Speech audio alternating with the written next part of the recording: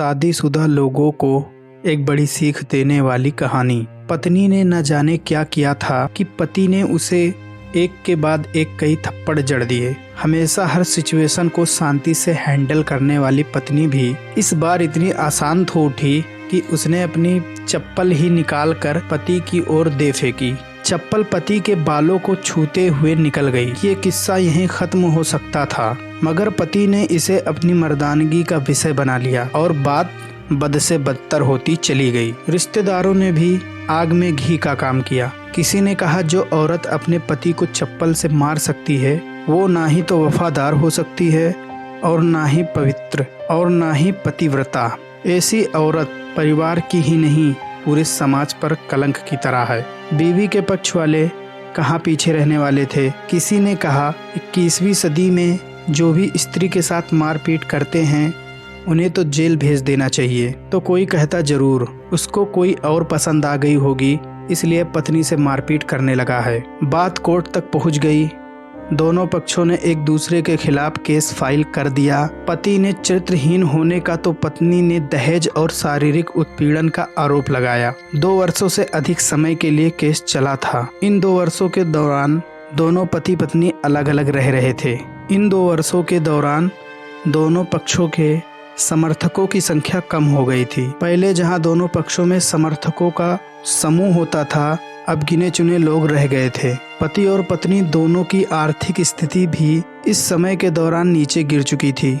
जिन्हें वो अपना शुभ चिंतक समझ रहे थे, पैसे की बात आते ही उन्होंने भी अपना पल्ला झाड़ लिया था। अगर कोई देने को राजी भी हुआ तो मोटे ब्याज की शर्त पर। आखिरकार वही हुआ जो सब चाहते थे, डिवोर्स। हर कोई खुश था। दोनों पक्षों के रिश्तेदार, उनके माता पिता और दोनों के वकील। लेकिन 5 साल की सुखद शादी और एक सुंदर बेटी होने के बाद मिले इस डाइवोर्स से पत्नी मूक थी और पति शांत। शायद ये इत्तेफाक ही था कि इस खुशी को मनाने के लिए दोनों पक्ष के लोग एक ही चाय की टपरी पर बैठे आमने सामने। इत्तेफाक इसलिए क्योंकि ज्यादातर लोग जो एक दूसरे के विरोध पक्ष के सपोर्ट कर रहे थे वे एक दूसरे को अच्छे से जानते भी नहीं थे। पति पत्नी भी इन सभी से दूर एक दूसरे के सामने मेज पर बैठे। पत्नी ने पति से कहा, अब तो खुश हो गए ना, तुम्हारे मन की जो हुई है मुबारक हो। तभी तुम भी तो आज जीत गई हो, मुझसे तलाक तो तुम्हें मिल गया है, कांग्रेचुलेशन टू यू। पति ने कहा। तलाक को तुम जीत का प्रतीक समझते हो? पत्नी ने पूछा। पति चुप रहा। थोड़ी देर की शांति के बाद पति ने कहा, मुझे तुम्हें 5 लाख रुपए अभी और हर महीने 8,000 देने का आदेश है। अभी मेरे पास पैसे नहीं है, इसलिए हमारा मतलब मेरा जो सिटी में फ्लैट है उसे तुम्हारे नाम कर देता हूँ। पत्नी बोली, लेकिन उस फ्लैट की क्षमता तो 18 लाख की है। हाँ, लेकिन हमारी बेटी तुम्हारे साथ है और आगे जाके उसके खर्चे भी बढ़ेंगे, तुम्हें थोड़ी आसानी होगी। पति ने कहा, नहीं नहीं, मुझे सिर्फ 5 लाख ही देना और तुम हर महीने 8,000 तो देने ही वाले हो, मैं मैनेज कर लूंगी। अगर 5 लाख नहीं है तब भी कोई बात नहीं।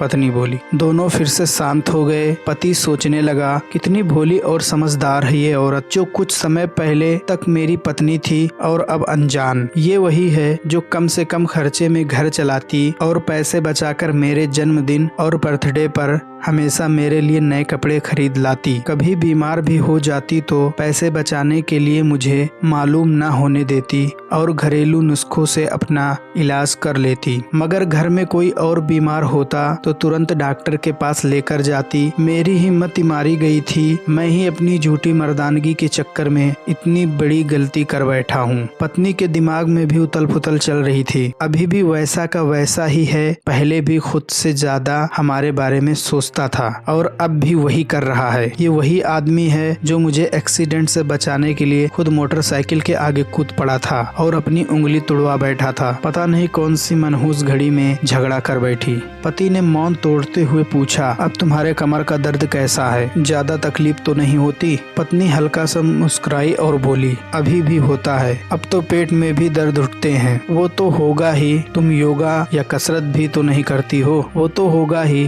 तुम योगा या कसरत भी तो नहीं करती हो। अब किसी गायनिकोलॉजिस्ट को जरूर दिखा देना। पति ने कहा, तुम बताओ तुम्हारा अस्थमा कैसा है? अब क्या अब भी दौरे पड़ते हैं? पत्नी ने पूछा। हाँ पढ़ते हैं, पहले से ज्यादा, क्योंकि अक्सर इन्हें भूल जाया करता हूँ याद दिलाने के लिए तुम जो नहीं हो अब, पति बोला। पत्नी के आंखों में आंसू आ गए। वो बोली, तुम्हें मेरे चरित्र पर सवाल नहीं उठाने चाहिए थे, तो ये परिस्थिति आती ही नहीं। हाँ मैं जानता हूँ तुम बहुत अच्छी हो, मुझसे बहुत बड़ी गलती हो गई, मैं लोगों के बहकावे में आ गया था, पति बोला। तुमने भी तो मुझ पर दहेज का इल्जाम लगाया था, वो बोला। गलत था और इस बात का मुझे भी पछतावा हुआ, पत्नी ने कहा। पति कुछ कहना चाह रहा था लेकिन हिचकिचा रहा था। पत्नी ने पूछा, कुछ कहना चाहते हो?